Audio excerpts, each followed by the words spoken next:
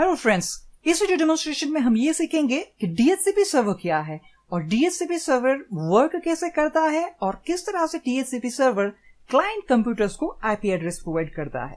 DHCP का full form है dynamic host configuration protocol. इस प्रोटोकॉल के नाम से ही आपको पता चल जाएगा कि ये प्रोटोकॉल का फंक्शन क्या होगा। डीएचसीपी मतलब डायनामिकली या ऑटोमेटिकली नेटवर्क में रहे होस्ट को आईपी कॉन्फ़िगरेशन प्रोवाइड करना।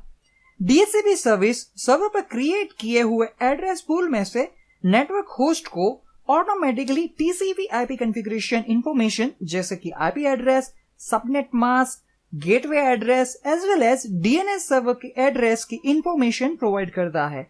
डीएचसीपी सर्वर कंप्यूटर को IP address specific time duration के लिए इश्यू करता है, जिसे हम लीज ड्यूरेशन कहते हैं। अगर जिस कंप्यूटर को डीएचसीपी सर्वर ने आईपी असाइन किया है वो कंप्यूटर अब नेटवर्क में यूज में नहीं है, तब डीएचसीपी सर्वर वही आईपी एड्रेस को वापस क्लेम कर सकता है और उस आईपी एड्रेस को किसी दूसरे कंप्यूटर को भी असाइन कर सकता है। डीएचसीपी सर्वर के मेनली 3 इंपॉर्टेंट कंपोनेंट है। पहला है डीएचसीपी सर्वर एप्लीकेशन, जो क्लाइंट की टीसीपी आईपी कॉन्फ़िगरेशन की रिक्वेस्ट को रिस्पॉन्ड करता है। दूसरा है डीएचसीपी क्लाइंट, जो नेटवर्क में रहे डीएचसीपी सर्वर को टीसीपी आईपी कॉन्फ़िगरेशन के लिए रिक्वेस्ट करता है। और तीसरा कंपोनेंट है वो है डीएचसीपी कम्युनिकेशन प्रोटोकॉल, जो डीएचसीपी सर्वर और डीएचसीपी क्लाइंट के बीच में जो मैसेज एक्सचेंज होते हैं उनका फॉर्मेट और सीक्वेंस मेंटेन करता है। डीएचसीपी सर्वर यूज करता है पोर्ट नंबर 67, जिसके ऊपर से डीएचसीपी सर्वर क्लाइंट कंप्यूटर की रिक्वेस्ट को रिस्पॉन्ड करता है, और डीएचसीपी क्लाइंट यूज करता है यूडीपी पोर्ट 68, जिसकी हेल्प से क्लाइंट डीएचसीपी सर्वर को रिक्वेस्ट करता है। सो ये है कुछ डीएचसीपी के कंपोनेंट, जैसे है डीएचसीपी सर्वर, जहां पर हमें एक एड्रेस स्कोप क्रिएट करना होगा। जो आईपी एड्रेस हम क्लाइंट कंप्यूटर्स को असाइन करना चाहते हैं वो आईपी एड्रेसिंग इस डीएचसीपी स्कोप के अंदर स्टोर होते हैं। दूसरे है हमारे पास डीएचसीपी क्लाइंट, जो डीएचसीपी सर्वर के पास रिक्वेस्ट सेंड करते हैं कि हमें टीसीपी आईपी कॉन्फ़िगरेशन चाहिए। डीएचसीपी सर्वर जब क्लाइंट कंप्यूटर्स को आईपी एड्रेसिंग असाइन करता है उस प्रोसेस को हम कहते हैं डोरा प्रोसेस। डोरा का मतलब है डिस्कवर, ऑफर, रिक्वेस्ट और एक्नॉलेजमेंट। जैसे कि पहले स्टेप में जो क्लाइंट कंप्यूटर्स है वो एक रिक्वेस्ट सेंड करते हैं कि I need an IP address, क्या नेटवर्क में कोई एक्टिव डीएचसीपी सर्वर है या नहीं। जो पैकेट्स है उसे हम कहते हैं डीएचसीपी डिस्कवर पैकेट्स, और डीएचसीपी डिस्कवर पैकेट नेटवर्क में ब्रॉडकास्ट होता है, यानी कि नेटवर्क में जितने भी कंप्यूटर्स कनेक्टेड है वो सारे कंप्यूटर्स इस पैकेट को रिसीव करेंगे। फॉर एग्जांपल अगर यहां पर देखें तो हमारे पास एक डीएचसीपी क्लाइंट भी है, तो ये जो पैकेट इस क्लाइंट ने सेंड किया है वो डीएचसीपी सर्वर को भी मिलेगा और क्लाइंट को भी मिलेगा। बट जैसे हमने डिस्कस की कि डीएचसीपी क्लाइंट यूज करते हैं पोर्ट नंबर 68 और उस पर वो रिक्वेस्ट सेंड करते हैं। अगर जैसे क्लाइंट कंप्यूटर के पास ये पैकेट आएगा वो पोर्ट नंबर चेक करेंगे और देखेंगे कि ये सर्विस हम प्रोवाइड नहीं करते हैं, इसलिए डीएचसीपी क्लाइंट उस पैकेट को वहां पर ड्रॉप कर देगा। और जो पैकेट मिला है डीएचसीपी सर्वर को, वो डीएचसीपी सर्वर इस पैकेट को रीड करेगा और देखेगा कि नेटवर्क में किसी क्लाइंट कंप्यूटर को आईपी एड्रेस की रिक्वायरमेंट है। तो उसके लिए अब हम नेक्स्ट स्टेप पे जाते हैं, जहां पर डीएचसीपी सर्वर उस क्लाइंट कंप्यूटर को एक आईपी ऑफर करता है, और जो पैकेट होता है उसे हम कहते हैं डीएचसीपी ऑफर पैकेट। जैसे आप यहां पे देख रहे हैं, डीएचसीपी सर्वर क्लाइंट कंप्यूटर को एक पैकेट सेंड करता है जिसे हम कहते हैं डीएचसीपी ऑफर पैकेट, जिसके अंदर मेंशन होता है कि डीएचसीपी सर्वर का आईपी एड्रेस क्या है और कौन सा IP address DHCP server client को ऑफर कर रहा है। जैसे ये पैकेट क्लाइंट को मिलता है उसके बाद स्टेप स्टार्ट होता है 3, जहां पर क्लाइंट डीएचसीपी सर्वर को रिक्वेस्ट सेंड करता है जो आईपी एड्रेस आपने ऑफर किया है वो आईपी मैं यूज करना चाहूंगा, और उसके लिए डीएचसीपी क्लाइंट सर्वर को रिक्वेस्ट करता है कि क्या आप ऑफिशियली वो आईपी एड्रेस मुझे असाइन कर सकते हो, और जो आईपी एड्रेस आप मुझे असाइन करोगे तो उसका लीज ड्यूरेशन कितना रहेगा। उसके बाद जो डीएचसीपी सर्वर है वो अब नेक्स्ट क्लाइंट कंप्यूटर के एक और मैसेज भेजेगा जिसे हम कहते हैं डीएचसीपी एक्नॉलेजमेंट, जिसके अंदर डीएचसीपी सर्वर ऑफिशियली वो आईपी एड्रेस क्लाइंट कंप्यूटर को असाइन कर देता है और वहां पर मेंशन करता है कि कौन सा लीज ड्यूरेशन टाइम इंटरवल रहेगा। जो बाय डिफॉल्ट लीज होती है उसका 50% टाइम इंटरवल जब कंप्लीट हो जाता है तो उसे हम कहते हैं रिन्यूअल टाइम, जहां पर क्लाइंट कंप्यूटर डीएचसीपी सर्वर का कांटेक्ट करता है और कहता है कि 50% लीज कंप्लीट हो चुकी है, आप जो आईपी एड्रेस है उसे रिन्यू कर दीजिए। अगर उस टाइम पे डीएचसीपी सर्वर का कांटेक्ट नहीं हो पाता है तो जो T2 टाइम इंटरवल होता है वो आता है, जहां पर 80.5% लीज ड्यूरेशन एक्सपायरेशन पे क्लाइंट वापस DHCP सर्वर को कांटेक्ट करता है और कहता है कि मेरा आईपी जो है उसे आप रिन्यू कर दो। अगर 100% लीज टाइम ड्यूरेशन कंप्लीट हो जाता और DHCP क्लाइंट DHCP सर्वर का कांटेक्ट नहीं कर पाता है तो जो आईपी एड्रेस है वो ऑटोमेटिकली एक्सपायर हो जाएगा। तो इस डोरा प्रोसेस की हेल्प से DHCP सर्वर नेटवर्क में रहे DHCP क्लाइंट्स को आईपी एड्रेस असाइन कर सकता है। तो ये हम हमारे विंडोज सर्वर 2016 मशीन पे देखना चाहेंगे। सबसे पहले हम चलते हैं हमारे क्लाइंट कंप्यूटर पे। ये है हमारा क्लाइंट कंप्यूटर जहां पर हमने लॉगिन किया है एज एन डोमेन एडमिनिस्ट्रेटर। और जैसे आप यहाँ पे देख रहे हैं कि जो हमारा एडेप्टर है उसे हमने डिसेबल किया हुआ है। अगर हम आईपी वर्जन 4 की सेटिंग चेक करें तो आप यहां से देख सकते हैं कि ये क्लाइंट कंप्यूटर सेट है opted IP address automatically receive करने के लिए DHCP सर्वर से, और सेम DNS में भी obtain DNS server address automatically set है। इसे हम क्लोज कर देते हैं और अनेबल करने से पहले मैं चलता हूं हमारे सर्वर के ऊपर। यह है हमारा DHCP सर्वर जहां पर मैंने DHCP सर्वर और इंस्टॉल और कॉन्फ़िगर करके रखा है। यहाँ पर मैंने एक एड्रेस पूल भी क्रिएट करके रखा है। करंटली कोई आईपी एड्रेस को DHCP सर्वर ने लीज पे नहीं दिया है। और यहाँ पर मैंने वायरसार्क भी इंस्टॉल करके रखा है जिसकी हेल्प से जो डोरा प्रोसेस के पैकेट्स है उसे हम कैप्चर करना चाहते हैं। सो मैं यहाँ पे क्लिक करता हूँ स्टार्ट पे और क्लाइंट कंप्यूटर पे जाके जो एडेप्टर है उसे हम अनेबल कर देते हैं और चेक करते हैं कि क्या क्लाइंट कंप्यूटर को आईपी असाइन हुआ या नहीं।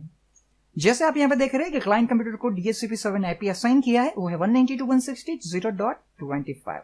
वापस चलते हैं हम सर्वर पे और जो मॉनिटरिंग हमने स्टार्ट किया था उसे मैं यहाँ से स्टॉप कर देता हूं और यहाँ पर हम डोरा प्रोसेस वाले जो पैकेट्स है उसे फाइंड करने के लिए जा रहे हैं। जैसे आप यहाँ पे देख रहे हैं कि यहाँ पर आप देख सकते हैं bootstrap protocol discover packets. Source port आप यहाँ से देख सकते हैं 68, डेस्टिनेशन पोर्ट आप यहाँ से देख सकते हैं 67, जो पैकेट क्लाइंट ने DHCP सर्वर को सेंड किया है। यहाँ पर आप सोर्स मैक एड्रेस चेक कर सकते हैं जो आपको बता रहा है 080027BB8475। चेक करते हैं हमारे क्लाइंट कंप्यूटर के ऊपर और सेम मैक एड्रेस आपको यहाँ पर देखने को मिलेगा। वापस चलते हैं सर्वर पे। सो ये है पहला पैकेट जहां पर क्लाइंट ने DHCP सर्वर को पैकेट सेंड किया है कि मुझे आईपी एड्रेस चाहिए। आप यहां से देख सकते हैं जहां पर क्लाइंट ने अपना मैक एड्रेस मेंशन किया हुआ है। नेक्स्ट जो पैकेट है वो है DHCP ऑफर पैकेट जिसे हम ओपन कर लेते हैं और यहां पर आप देख सकते हैं कि अब की बार जो सोर्स आईपी एड्रेस है वो है 192.168.0.3 यानी कि हमारा DHCP सर्वर। जो डेस्टिनेशन आईपी एड्रेस है वो है ब्रॉडकास्ट। सोर्स पोर्ट आप यहां से देख सकते हैं वो है 67 और डेस्टिनेशन पोर्ट 68। यहां पर आप देख सकते हैं कि DHCP सर्वर क्लाइंट को जो आईपी एड्रेस ऑफर कर रहा है वो है 192.168.0.25 और ये है जो हमारे DHCP सर्वर है उसका आईपी एड्रेस। और इस मैक एड्रेस के बेस पे DHCP सर्वर उस क्लाइंट को ये आईपी ऑफर कर रहा है। आपको यहाँ पर रिन्यूअल टाइम और रिमाइंडिंग टाइम भी मिल जाएगा। जो लीज मैंने बाय डिफॉल्ट सेट की है DHCP सर्वर में वो है 24 आवर, इसलिए यहाँ पर जो T1 टाइम इंटरवल मिल रहा है वो है 12 आवर और जो T2 रिमाइंडिंग के लिए मिल रहा है वो है 21 आवर। यहाँ पर आपको इन्फॉर्मेशन दिख रही है जैसे कि डोमेन का नाम जो हमारे केस में mprtech.local, जो गेटवे का आईपी एड्रेस है वो ये है और DNS सर्वर का आईपी एड्रेस ये है। सो ये इन्फॉर्मेशन जो है वो DHCP सर्वर क्लाइंट को ऑफर कर रहा है। अब क्लाइंट वहां से रिक्वेस्ट कर रहा है कि ओके जो आईपी एड्रेस आप ऑफर कर रहे हो वो आईपी एड्रेस मुझे चाहिए। सो आप यहां से देख सकते हैं को बता रहा है DHCP मैसेज टाइप रिक्वेस्ट और जो क्लाइंट का मैक एड्रेस वो ये है। और यहां पर आप देख सकते हैं कि जो आईपी एड्रेस क्लाइंट ने रिक्वेस्ट किया है वो है 192.168.0.25 और इस सर्वर को ये पैकेट सेंड कर रहा है। जो क्लाइंट कंप्यूटर का नाम है होस्ट नेम वो है client 01 जो आप यहां से देख सकते हैं और क्लाइंट का जो कंप्लीट FQDN नेम है वो client01.mprtech.local। अब DHCP सर्वर एक्नॉलेजमेंट सेंड करेगा जिसके अंदर DHCP सर्वर ये मेंशन करता है कि ऑफिशियली ये आईपी एड्रेस अब मैं इस मैक एड्रेस वाले क्लाइंट कंप्यूटर को असाइन करता हूं।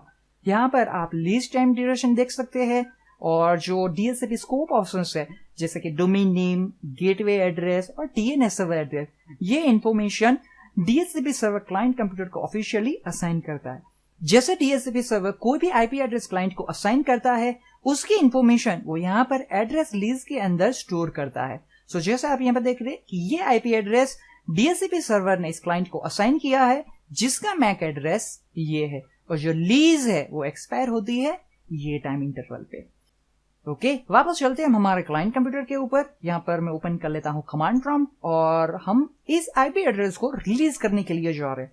कमांड टाइप कर देता हूँ ipconfig/release और प्रेस करता हूँ एंटर की। वापस हम आते हैं सर्वर पर और यहाँ पर चेक करते हैं कि क्या वो लीज की इंफॉर्मेशन यहाँ पर दिख रही है और नहीं। और जैसे आप यहाँ पर दिख रही है कोई इंफॉर्मेशन अब यहाँ से रिमूव हो चुकी है।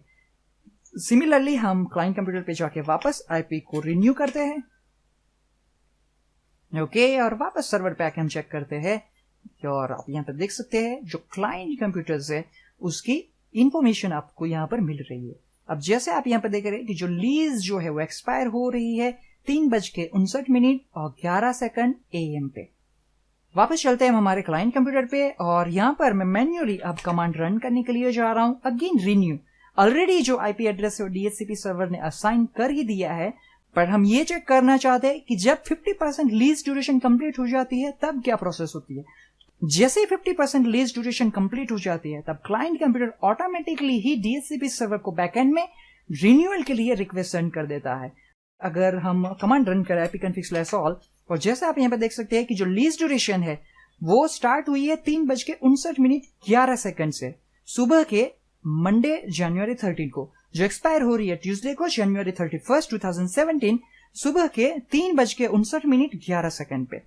जैसे आप जानते हैं कि DHCP सर्वर ने इस क्लाइंट कंप्यूटर को ये आईपी एड्रेस 24 आवर्स के लिए दिया है। अब जैसे ही 12 आवर्स कंप्लीट हो गए यानी कि 50% लीज कंप्लीट होगी तब ये क्लाइंट कंप्यूटर ऑटोमेटिकली ही इस आईपी एड्रेस के रिन्यूअल के लिए DHCP सर्वर को मैसेज कर देगा कुछ इस तरह से।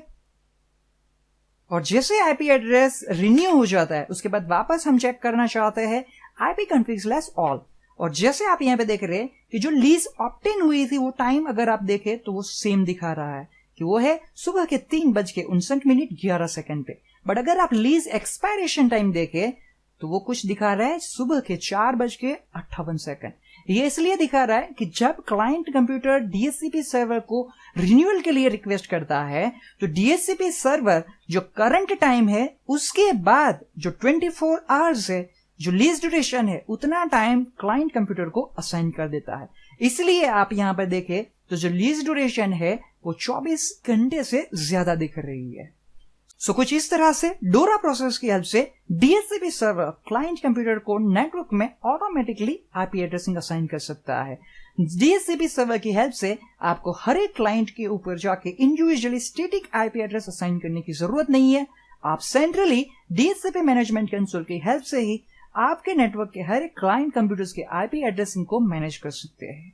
सो इस वीडियो डेमोन्स्ट्रेशन के लिए इतना ही। नेक्स्ट वीडियो डेमोन्स्ट्रेशन में हम ये देखेंगे कि हम किस तरह से विंडोज सर्वर 2016 कंप्यूटर के ऊपर DHCP सर्वर रूल इंस्टॉल कर सकते हैं और उसे कॉन्फ़िगर कर सकते हैं।